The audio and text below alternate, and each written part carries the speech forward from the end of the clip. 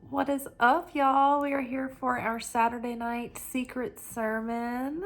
This is our segment, our weekly segment called Secret Teachings of Jesus, where we delve into the lost gospels and do some exploring.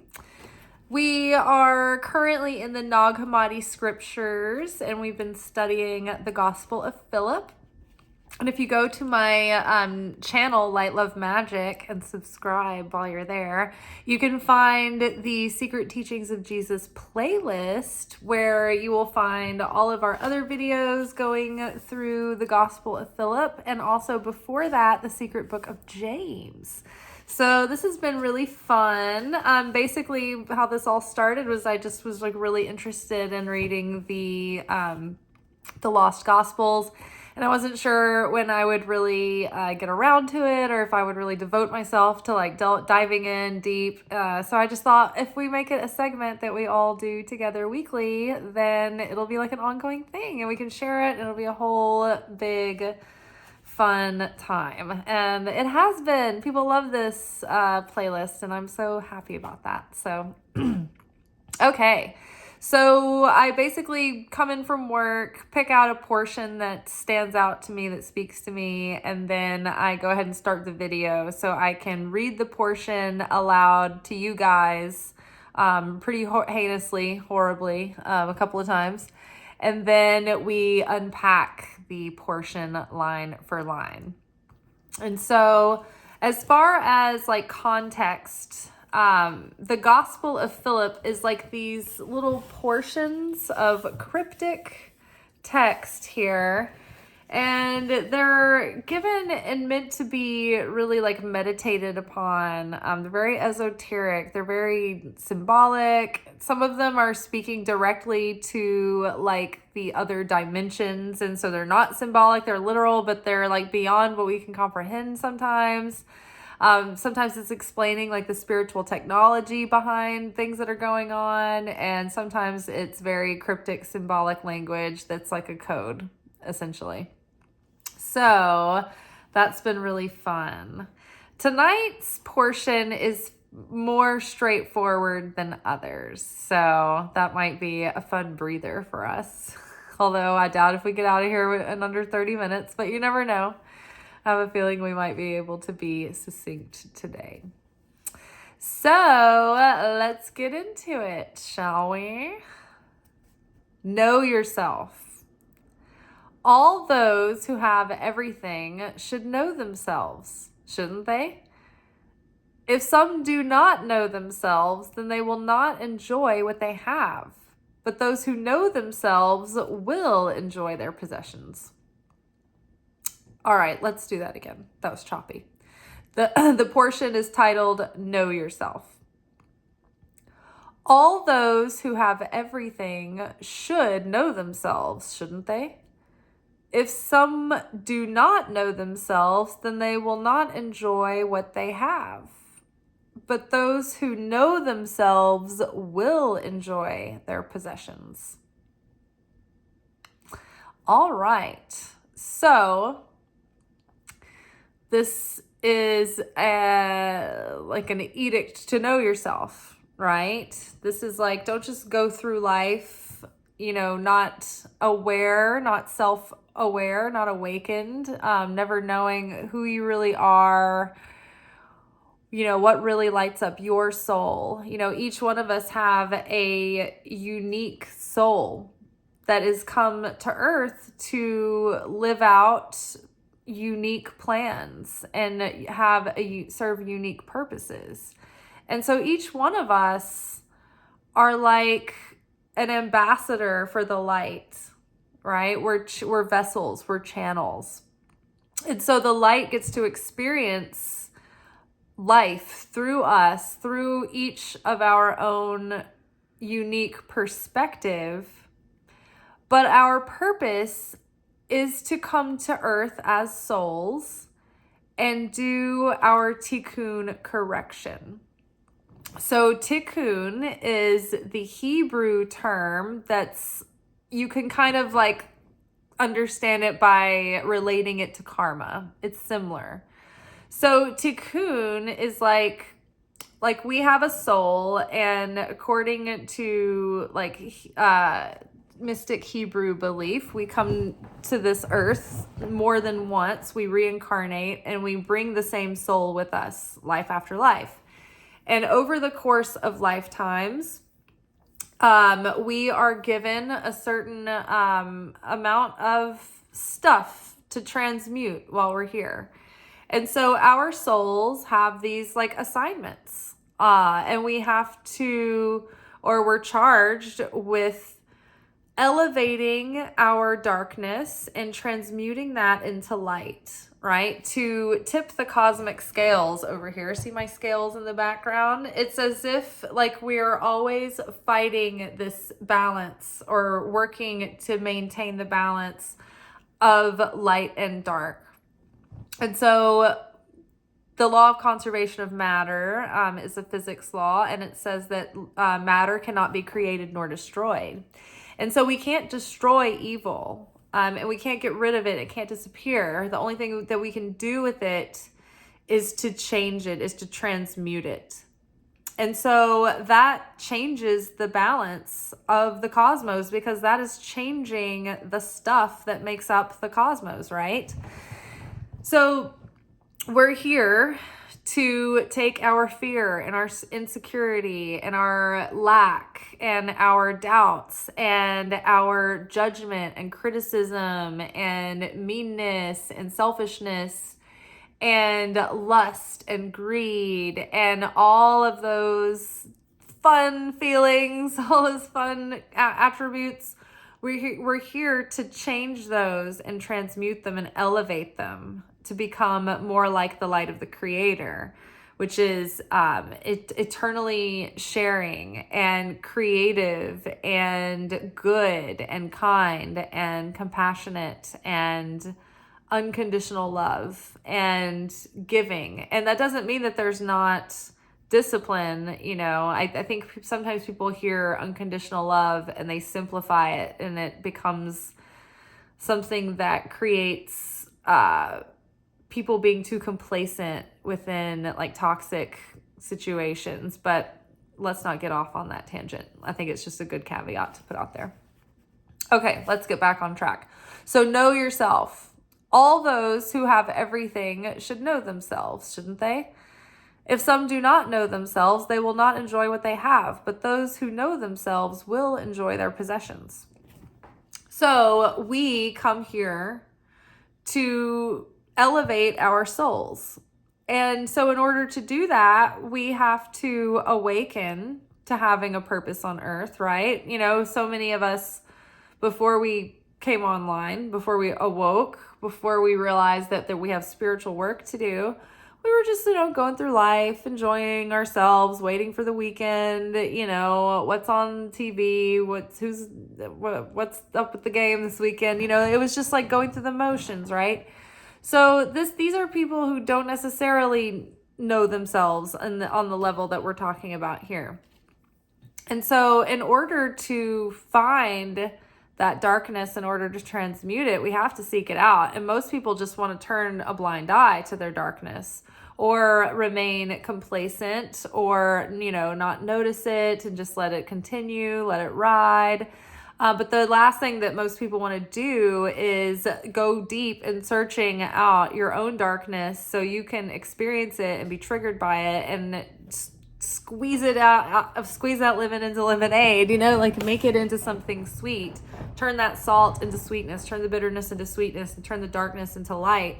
And so in order to do that, we have to really get to know ourselves. And so we have to get very acquainted with our shadow and all the archetypal parts of our personality, right? Know thyself is not just about like, well, I love this, and I have a passion for painting, and this really lights me up, and I feel like I need to, stretch myself in this area, and this really excites me. And, it's not just that. And it's not just knowing your talents, right? The part that we don't want to know in ourselves, it's like, are those shadow parts, those parts that we would, or society would have us think of as the ugly parts of ourselves, what we fear would be unlovable parts of ourselves. Those are the most important parts of ourselves to know, because those are the little landmines that are hiding. Those are the little booby traps that hide and wait to sabotage us. And the more that we do the work, the more nuanced and subtle those things get, right? Like new level, new devil, no matter what, whenever we elevate ourselves and we go into a next level, the opponent who's always waiting to sabotage us is going to up level with us. So it's part of the cosmic balance, is that the hero always has that anti-hero, the nemesis, pushing them and making them stronger. The opponent is here in his mind to destroy us, but the positive use that God has for him is to create a desire in us to become more like the creator, so that we can overcome the opponent and we can rise above the opponent's attacks. And so the opponent is always going to be there to try to trip us up with this darkness within us, with our darker nature. And so it would behoove us to be very studied up on our dark side, to know it, better even than maybe our light side, right? So that we can catch it before it sabotages us.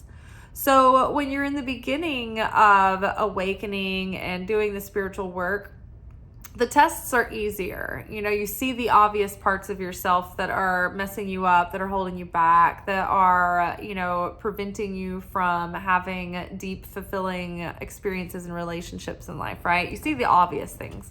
So that's the low-hanging fruit that you start working on first. But then you got to go a little deeper, and you've got to try harder to find that, the subtleness of the self-sabotage. And that next layer is like the stuff you like enjoy, maybe like the self-destructive habits that you enjoy, that you really don't want to see, you don't want to look at. And so then you deal with those, and then maybe there's a layer there too of like grudges you want to hold on to. Oh, I can't let that go. Oh, it's too satisfying to be miserable over it, right? So those are difficult, but they're still, you can see them. You know where they're at. You know what they are. Then there's like the sneaky layers that are like they surprise you and they sneak up on you. It's like those temper or the emotional outbursts, that kind of layer. And it's not as obvious because it's like dormant, but when it comes up, it's like, oh, okay, that thing. Okay, now I need to work on that, right? And so then there's like underneath those layers, you've got like these really subtle, very sneaky layers that the ego like magnifies, and the opponent uses that ego, those gaps, those ego tendencies to really sabotage you, and you don't even see it coming, and you don't even realize it many times. So it's like it usually comes to the point where you are a certain point in your growth, and you're like, oh, I feel pretty good. I'm starting to feel some inner peace. Things are going well. I don't have everything like quite manifested yet, but and you start to feel good about yourself. That's a dangerous place to be in, because that's when we start getting complacent, and the freaking work ain't over yet. Never really is, right? So that's when you have to be extra vigilant for your sneaky little Satan to come in and literally try to ruin your blessings. I was literally this week planning to go to dinner at my dad's house. I've been working on healing my relationship with my parents for the past couple of years, but I think that there have been some really major turning points in the past year, and particularly in the past week for me. And so we all have these things with our parents. Everybody's got different stuff. Some more extreme than others, some different varieties than others, right? So I just don't want to go in a lot of detail about it. I've talked about it more in other videos, and I just like to, I don't like to air the dirty laundry, because it's like, I don't want you to get a bad impression of my parents. It's just, this is just my perspective. I'm sure they have their own perspective, and but it is what it is. So nobody's perfect, and we all have this stuff that we're assigned to. We're assigned the parents, and they are assigned to do the things that put the triggers in, right? So this week I was planning on, me and my dad don't talk very often, and I would like to, but he's a very busy man. And so that has given me feelings of neglect and abandonment, and I've been trying to work on those and just not see it that way. Just try not to see it that way.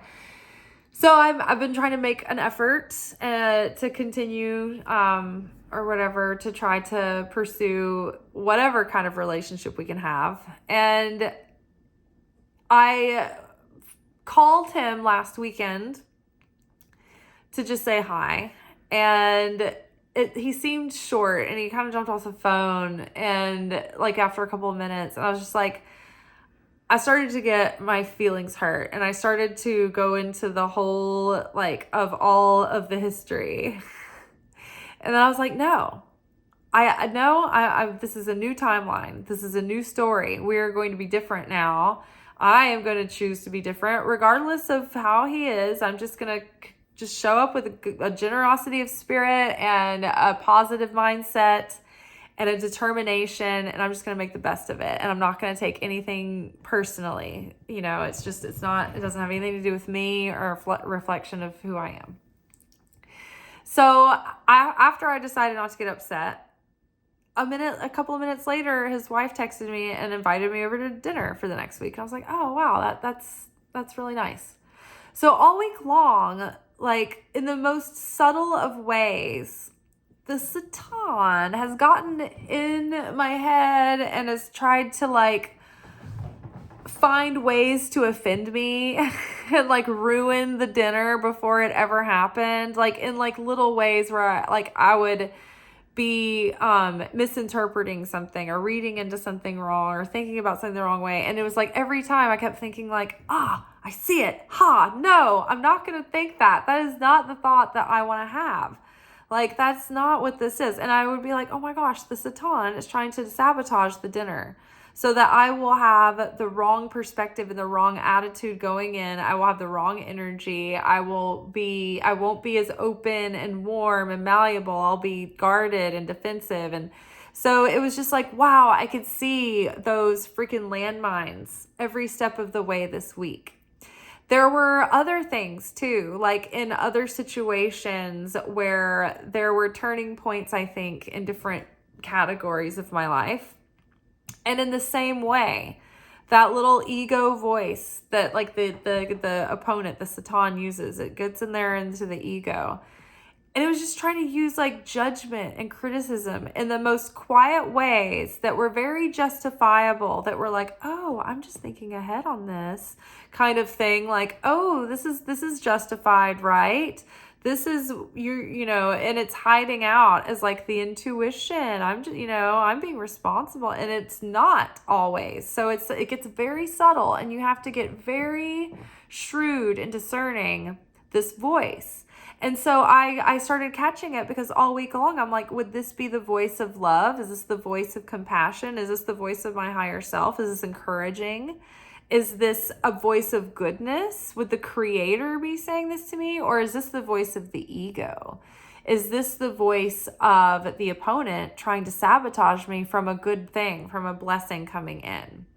And so that is one major reason why we need to know thyself. Know thyself. Look at that shitty self, right? Me and my nephew were joking around about that at work the other week. We were just like, had been struggling with these aspects within ourselves. And then like, he said something like, he goes, I've just accepted I'm a bad person. I was like, yes, me too. But it was like that same week, it was all about like accepting the shadow and reintegrating that and healing it. And we can't see those things to heal them unless we're willing to look at them. And we're hardly willing to look at them unless we're willing to accept what we see, because we can't run from it. It's part of us, right? And so first we accept that there are dark parts of ourselves. There are shitty parts of ourselves. There are mean parts of ourselves. There are sloppy parts of ourselves and lazy parts of ourselves. There are all kinds of ourselves, parts of ourselves that we would rather not focus on. But those are the most important parts to take a good, hearty look at. Because when we see them fully and we can really identify them, then we can see them coming a mile away and be like, no, I don't think so. You're not going to thwart me. You're not going to take my blessings. You're not going to ruin this. Because it's going to be there every time. So the better you can get at identifying it, the less power it has. Because you're like, I'm not going to be on default setting. I have to prove all day that I'm not a robot. I'm certainly not going to turn into one. Just like on autopilot, right? All right, let's read the portion again. Know yourself. All those who have everything should know themselves.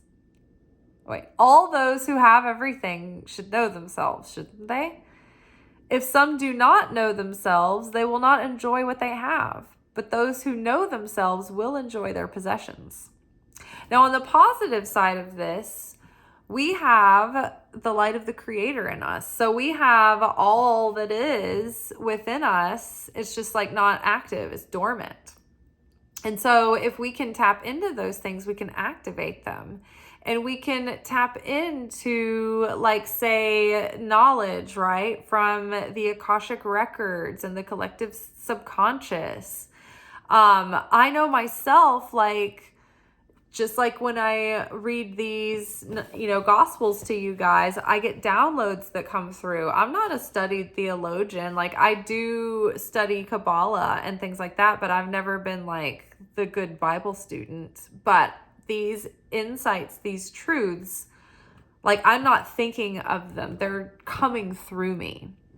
And so in order to tap into that, I've had to really do a lot of self-work and personal development in order to open myself as a channel to be able to channel that through. So it took me getting to know who I am not. What is the voice of me? What is not the voice of me? What is the voice beyond me? We have all of these talents within us and all of these capabilities and all of this potential. And it's like, unless we take the time to get to know how that is going to be expressed through us in our unique way, we can't really activate it. We can't tap into those talents, right? And share them.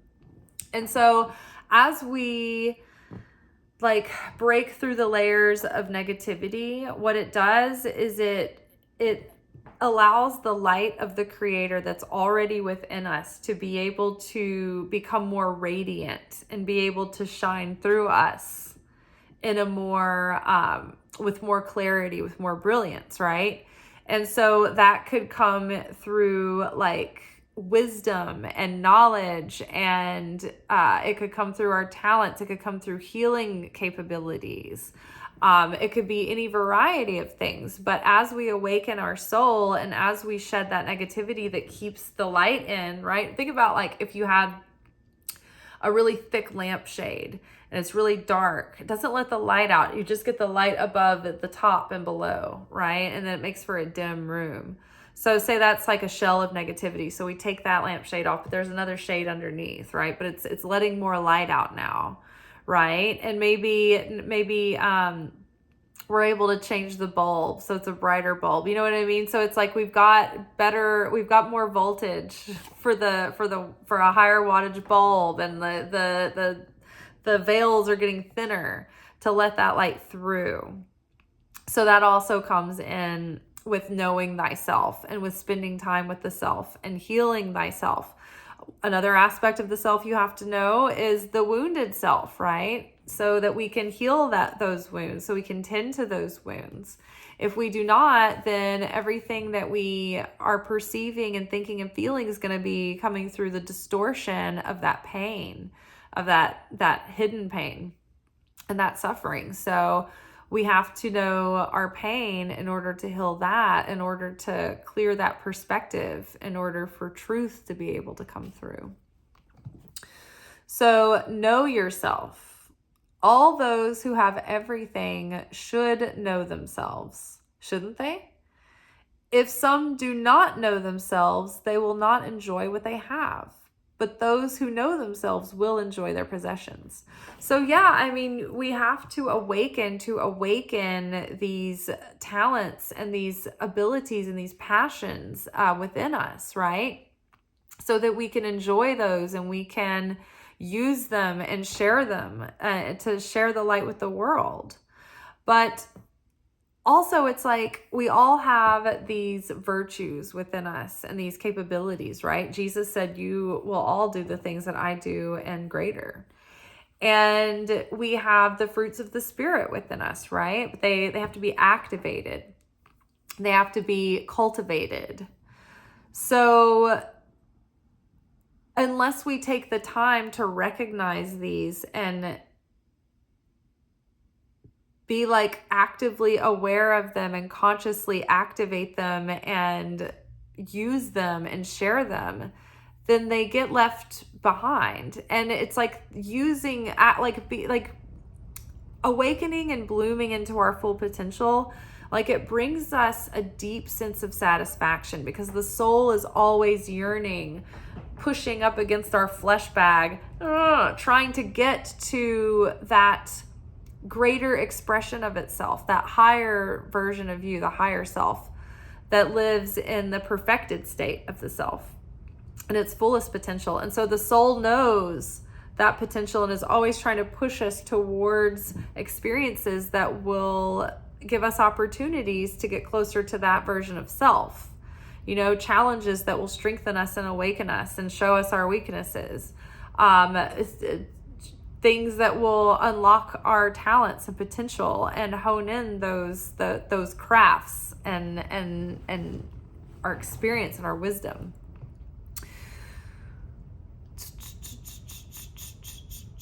All those who have everything should know themselves, shouldn't they? If some do not know themselves, they will not enjoy what they have, but those who know themselves will enjoy their possessions. And so, like, look at so many people. I mean, most of us go through life with, every one of us have unfulfilled potential. It's just how much of our potential is unfulfilled. And usually it's unfulfilled because we didn't take the time to know ourselves. Usually the people who have the least fulfilled or awakened sense of self, you know, they didn't have a chance to get to know themselves for whatever reason, or they weren't aware enough to take the interest. And they have a lack of fulfillment. But the deeper that you go, the deeper that you get to know yourself, the more fulfilled you are. And the more that you awaken those gifts and those talents within your soul, the more fulfilled you are. When you don't awaken them, they kind of like tear at you and torture you. What is the saying that if you don't bring forth what is within you, it will destroy you? Exactly the opposite is true for this portion. This portion is saying, like, if you bring forth what is within you, then it will bring you fulfillment, and it will bring you pleasure, and it will bring you abundance and happiness. But if you let that lie dormant, then it will cause suffering in you because you're holding back what you were given to share with the world.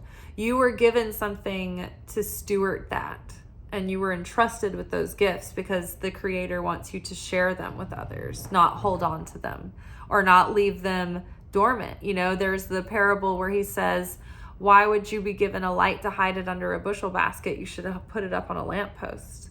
You know, and that's about this. It's like we are given this light and these talents to shine them out into the world, to share them with others, to create more goodness on earth, you know, and we all come here with a special gift, a special unique gift and a special unique voice and perspective and talent. And so it's up to us to learn how to hone that and express it in its most elevated way. All right, let's read this one more time, and then I think that we're out of here, folks. All right, know yourself. All those who have everything should know themselves, shouldn't they? If some do not know themselves, they will not enjoy what they have. But those who know themselves will enjoy their possessions. All right, y'all. Well, it's time we become self-possessed and know ourselves. And if we aren't self-possessed, then something's possessing us. So get a hold of yourself, know yourself, so that you can enjoy your possessions, right? And I think that the more that we get to know ourselves and the more intimacy we establish with ourselves, the more we appreciate ourselves, the more we love ourselves, the more we're a fan of us, right? So yeah, I think so. Know yourself. All those who have everything should know themselves, shouldn't they? If some do not know themselves, they will not enjoy what they have. But those who know themselves will enjoy their possessions. All right, y'all. I will see you tomorrow for our weekly energy oracle forecast, where we will be taking a look at the week ahead and seeing what kind of spiritual weather we will be having. All right, till then, ciao. Thank you for watching. If you enjoyed this video and you got something out of it, then please give it a like. Subscribe to the channel. Turn on notifications to be notified of when I drop content. Like the videos, comment, share them. Anything that you do helps these messages get out to other people who need them. So you watching a video and taking an action on it actually makes a positive difference in someone else's life.